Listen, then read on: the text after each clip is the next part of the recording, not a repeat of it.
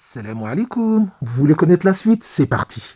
Nous disions donc que Abu Bakr était le seul compagnon à avoir eu l'honneur d'effectuer l'émigration vers Médine en compagnie du prophète alayhi salatu wassalam. Cette émigration, elle consistait à quitter la Mecque, la terre où les musulmans étaient persécutés et torturés, pour aller à Médine, une terre d'accueil et de paix. Lorsque tous les deux ont émigré, les polythéistes, ils les ont poursuivis et ils ont mis leur tête à prix. Le prophète alayhi salatu wassalam et Abu Bakr se sont cachés alors dans la grotte de Thawr.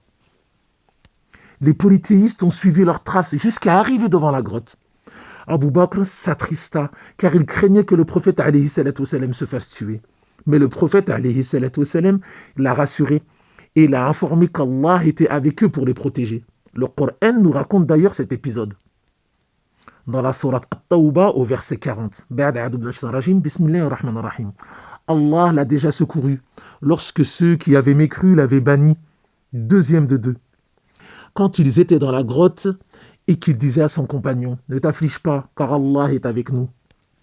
Les polythéistes, alors qu'ils étaient arrivés devant la grotte, n'y sont pas rentrés.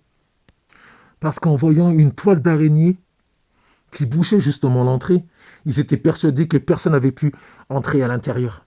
Alors ils ont rebrouché chemin. Le prophète alayhi salatu wassalam et Abu Bakr sont restés cachés dans la grotte pendant 3 jours. Et ensuite, ils ont pris la direction de Médine. Au cours de la période médinoise, Abu Bakr a participé aux côtés du prophète alayhi salatu wassalam à l'ensemble des batailles qu'il a entreprises. Le prophète alayhi salam avait choisi Abu Bakr pour être son successeur à la tête de la communauté musulmane. De nombreux hadiths indiquent cela. Alayhi salam, il l'avait choisi, mais sans l'imposer, en le faisant comprendre à la communauté, à travers justement ces hadiths. Comme par exemple, lorsqu'il a dit « Prenez exemple sur ceux qui me succéderont, Abu Bakr et Omar ». Ou un autre hadith où il disait « Si je devais choisir un ami intime parmi les hommes, j'aurais certes choisi Abu Bakr ». Un autre hadith où il disait « Ordonnez à Abu Bakr de guider la prière ». En effet, lorsque le prophète alayhi salatu wassalam est tombé gravement malade, il était incapable de guider la prière. Alors il a désigné Abu Bakr pour le remplacer. Un autre hadith, rapporté de Aïcha, qui nous dit que le prophète alayhi salatu wassalam, pendant sa maladie et son agonie, avait dit « Appelle ton père et ton frère afin que je leur dicte des recommandations, car je crains que quelqu'un convoite le pouvoir, alors qu'Allah et les croyants ne sauraient agréer autre qu'Abu Bakr. » Abu Bakr était également un fervent adorateur de notre Seigneur. Un jour, le prophète alayhi salatu wassalam interrogea ses compagnons. « Qui d'entre vous jeûne aujourd'hui ?» Abu Bakr dit alors « Moi ».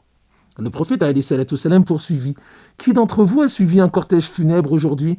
Abu Bakr a répondu « Moi ». Il dit ensuite alayhi salam, « Qui d'entre vous a nourri un pauvre aujourd'hui ?» Abu Bakr a répondu « Moi ». Alayhi salam, il dit enfin, « Qui d'entre vous a rendu visite à un malade aujourd'hui ?» Abu Bakr a dit alors « Moi ». À ce moment-là, le prophète alayhi salatu wassalam a dit, « Celui qui réunit ses adorations au cours d'une même journée rentrera au paradis. » En plus de toutes ces qualités, Abu Bakr, il avait l'honneur d'être le beau-père du prophète alayhi salatu wassalam. En effet, puisque celui-ci, alayhi salam, s'est marié à Aïcha, qui fut d'ailleurs la plus aimée de ses épouses, après Khadija. Lorsque le prophète alayhi salatu wassalam mourut, au début de la 11e année de l'Hégire, une profonde tristesse s'abattit sur les musulmans. Abu Bakr est un homme sage, et il a été l'homme de la situation. Omar, à l'annonce de la mort du prophète, alayhi salatu wassalam, il s'est mis en colère et il criait « Le messager d'Allah n'est pas mort !» Et il est allé rencontrer son Seigneur, tout comme le prophète Moussa l'avait fait avant lui. Il quitta son peuple durant 40 jours, puis revint alors qu'il fut dit de lui qu'il était mort. Abu Bakr fut le premier à accueillir cette triste nouvelle avec sagesse et patience. Il rentra dans la chambre du prophète, alayhi salatu wassalam. Il découvrit le visage et l'embrassa entre les yeux. Il sortit ensuite calmer les musulmans et dit « Quiconque adorait Mohammed, alayhi salatu wassalam, qu'il sache que Mohammed, alayhi salam, est mort. Et quiconque adore Allah, qu'il sache qu'Allah est le vivant qui ne meurt jamais. » Avouez, c'est passionnant. Allez, on en laisse pour le prochain épisode. À très bientôt, Inch'Allah. Salam alaikum. اللهم بلغنا رمضان